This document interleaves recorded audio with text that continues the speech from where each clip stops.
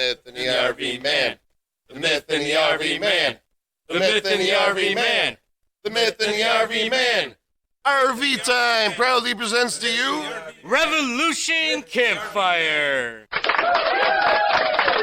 Welcome to another episode of Revolution Campfire. This is BK the Myth and your host, Alex the RV Man Rose. Hello, everyone. All right, today's episode, we're going to talk a little bit about the NFL. Bring that up briefly. BK has his own thing lined up for us. Yep. Maybe somewhat political, maybe probably neutral, I would think. Very neutral. And then, going to be a short episode, keep it sweet and simple. And we're going to do another one after this. Absolutely, so stay tuned. So, what we want to talk about at first is, this is the end of the football season. This is the end of the regular season. There's so many implications every year at the end of the season. Quite a few big ones this year. Yeah. Well, this coming week is Bills versus Miami. Yeah, that's huge. That's like a playoff game. It really is. Well, it's almost identical because Bills are either AFC champs, or where do they end up if they lose? So for AFC champs, it's the number 2 seed. Yes. If we lose, but either Pittsburgh or, I don't know, Jacksonville maybe? Something like that. If one of them loses, we're in, but it's like the number 7 seed, I think it is. Oh, which is that's still playoffs, kind of? Well, it's still playoffs. It's wild card, though. Well, yeah. Big number difference. 2 seed versus number 7 seed is a big difference. Huge difference. Especially with the snow and that.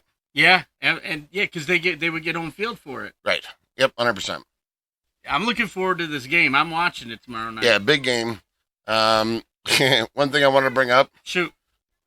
Decisions as far as penalties or if a play is scored or not scored or short or whatever. First downs. Yeah. There's going to be a call, right, from the refs? Yep. How much is that call worth? What do you mean? So here's my thought. Let's say a play is really close, right? You can call it either way. Mm-hmm. And somebody makes a phone call saying, "Hey man, I got 50,000 on this."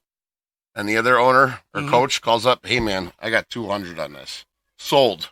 Yeah. Okay. Hangs up the phone. It's this way. The guy that paid the money. Right. That's the call. First down. So, it's like Vegas betting. Everything's got inflammation since it brought up. Remember when Dallas was the best team forever? Forever. They probably just outpaid everyone. They had the richest owner and still do, I think. Yeah. Yeah, Jerry Jones is loaded. Yeah, back then it probably actually happened. Today, it probably still happens. I think it definitely happens and never slowed down. It's possible. So you're basically referring to a lot of the bad calls that have happened this year especially. Well, put it this way. Yeah.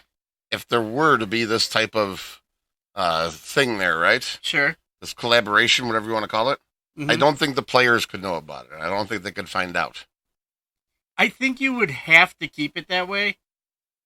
Because if the players knew, then it's just a big show. It's like, not to say wrestling, but almost. It's organized.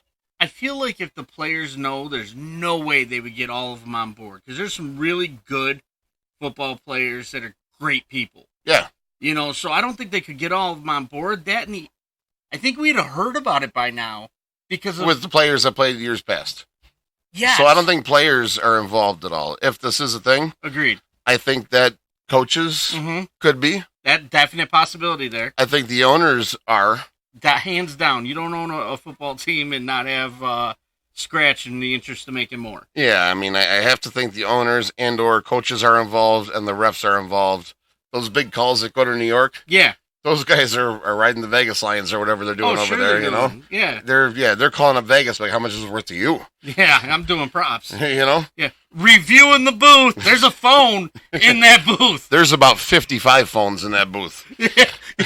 And about 55 employees on the other end saying, "Hey man, how much? 250,000 sold to that guy." It's like the stock exchange, that's right. That's it, man, like boiler room type of stuff. Dude, and the hood that they go to replay the video. Yeah, there's a phone in that too. Yeah, that has some AI, it has pictures, 9 pictures, in the video games or whatever. 9 people on chat. Deal or no, what is it, Deal or No Deal or something like that? Yeah. They got 9 people on the screen. Oh, that's Hollywood Squares. Whatever. I think they do it in Deal or No Deal also. It might be. So you got the 9 people up there, and they just hold up a sign with their dollar amount. That's great. Right? Yeah. I don't know. I don't either, but you know what? That makes complete sense to me because I used to gamble quite a bit. So how much is that phone call worth? You know Is what? it for a big decision? Is it 50,000? Is it 200,000? Is it $1 million? I bet it's $250,000 at least. $250,000? That's where I'm going with it. I'm betting it's about $250,000. Well, there's a lot of people got to break off from that, you know? Yeah, well, yeah, you got to break somebody off. Like, you make that call, and the other ref on the field's like, okay, we know where you were. Right. You know, so he gets the $250,000, but he's got to break off all the other refs in the crew. Right. I mean, it's like La Cosa Nostra, but it goes down instead of up. Well, everyone's got to get their piece, man. Exactly. You know, you pay the line judge at the end just $5,000. You know, you don't do much, and and then like your like main assistant group, you know, they all got to get at least $50,000. You know, for one call. For one call, it's got to because it's like what, $1 billion bet every week, probably something like that. Isn't it because there's such a big payout in money? To the NFL, like legally and in general, that like the refs and stuff could be like arrested for forgery or fraud or something like that. There's so much money floating around, nobody even cares, man. Nobody even knows how much real money's out there. We've been printing that shit for years. Right? Yeah, you go to like, how much is Jerry Jones worth? Oh yeah, and it's like question marks. There's so much money, it doesn't even matter. It's ridiculous. Yeah, it's just ridiculous. It is ridiculous. Wait, it's just like politics though. All right. And so we said we were going to talk about a little bit of politics, and I'm going to be 100% neutral on this because to me it's all the same that's going on right now with the presidential race. Both sides literally just attack each other. It's like a boxing match. You know, it's like you watch a debate, not talking commercials or interviews or anything like that. You watch a debate, and it's like a verbal boxing match. Yeah.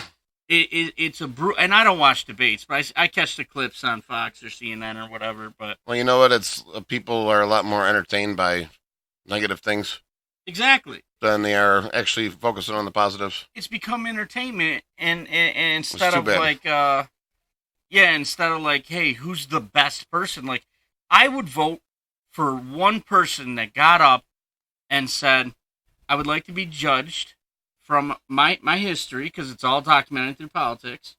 I'd like to be judged on my wins and losses and my plan for the future, and this is what it is. Right. And I will answer questions, but never slander another opponent. Never just not be involved in that. Yeah. I mean, that's my opinion. News channels don't help because, say you got CNN and Fox. I think everybody can agree that it's polar opposites. Sure. Like Fox is more Republican and CNN's very Democrat. They'll tell the same news story, like the same event or something that happened, but it's a completely different story. Yeah. Coming from both sides. And a lot of people voting today, I think, literally just vote like how they feel or if they're Democrat or not. You know, along those lines. A lot of Democrats have vested interest, like unions. 100%. Yeah, I mean that's the big one for Democrats, I believe. I think you're right about that. You know, I mean, and the Republicans have big vested interests too, and they know if they get a president of their party, more elections in the next 4 years goes their way because they'll grow, and you know, because that's the president, and it's monotonous. Yeah, but that we don't talk politics, but that's really all I wanted to point out because it's an election year and it's covering every news. So my take on it? Yeah, sure. And I'm not going to talk too much about it, right? Very short? Sure.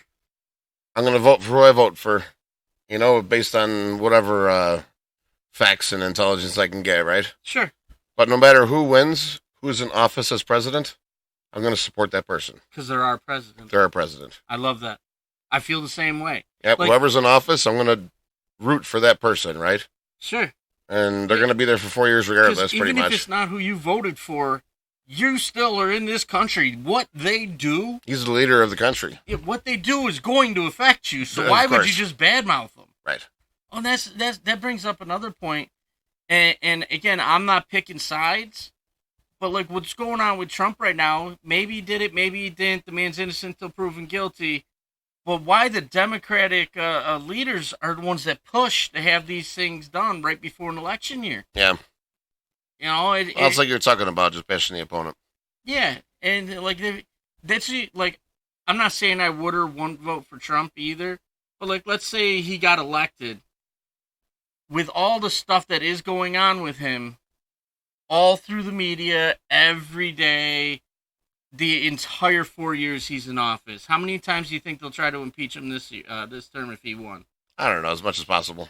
Yeah, and it's just, right? I kind of like, I'm thinking there's probably some people out there that just wouldn't want to watch that circus. They'd want to, instead of distracting the whole country, maybe focus on making it better, you know? Right. Like, I don't want my president on TikTok. You know, Whatever it is. I want him to go be a president. That's what he gets elected for. Right. Yeah. So that's about it, unless you got something else. No, that's it, man. All Short, right. sweet, simple. Yeah, that wraps up this episode. Hope you guys enjoyed it. Like and share wherever you listen to us. 716-901-3464. Call or text or revolutioncampfire.com. Absolutely. Have a great day, folks.